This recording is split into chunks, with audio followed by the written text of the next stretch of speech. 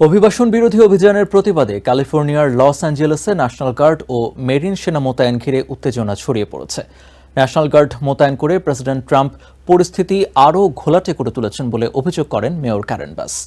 এদিকে সেনা মোতায়েনের সিদ্ধান্ত নিয়ে প্রেসিডেন্ট ট্রাম্পের সঙ্গে প্রকাশ্যে দ্বন্দ্বে জড়িয়েছেন California Democratic governor Gavin Newsom.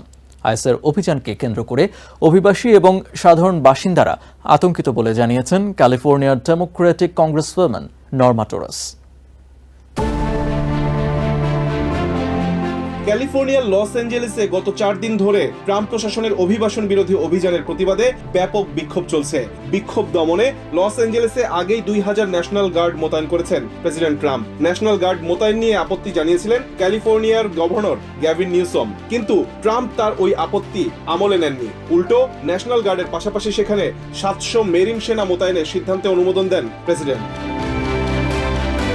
সোমবারও Los Angeles ও এর আশেপাশের এলাকায় ব্যাপক বিক্ষোভ হয়েছে। সড়ক অবরোধ সহ গাড়িতে আগুন দেওয়ার ঘটনাও ঘটেছে। গত শুক্রবার থেকে শুরু হওয়া বিক্ষোভ দমনে ট্রাম্প প্রশাসনের পদক্ষেপে সেখানে আতঙ্ক ছড়িয়ে পড়েছে বলে জানিয়েছেন ক্যালিফোর্নিয়ার ডেমোক্রেটিক কংগ্রেসওম্যান নর্মা টোরেস। এমএসএনবিসিকে এই ডেমোক্রেটিক কংগ্রেস ওমেন জানান, নজিরবিহীন এই অভিযানে অভিবাসীদের পাশাপাশি সাধারণ মানুষও ভীত হয়ে পড়েছেন। ন্যাশনাল গার্ড ও মেরিন সেনা পাঠিয়ে প্রেসিডেন্ট ট্রাম্প পরিস্থিতি আরো খারাপ করে তুলেছেন বলে দাবি করে লস অ্যাঞ্জেলেসের মেয়র কারিন বাস এমএসএনবিসিকে বলেন, ট্রাম্পের উস্কানির আগে শান্তিপূর্ণ কর্মসূচি চলছিল। অবিলম্বে অভিবাসন বিরোধী অভিযান বন্ধেরও আহ্বান জানিয়েছেন লস অ্যাঞ্জেলেসের ডেমোক্রেটিক এই mayor.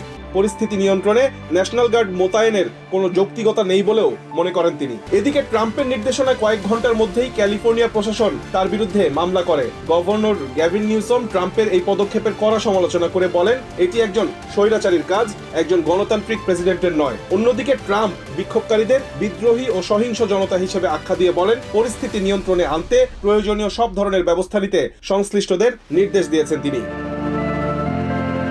Rizwan Kader, TVN 24 news desk. New York থেকে সম্প্রচারিত টিভিএন 24 টেলিভিশন বিশ্বজুড়ে বাঙালির কণ্ঠস্বর।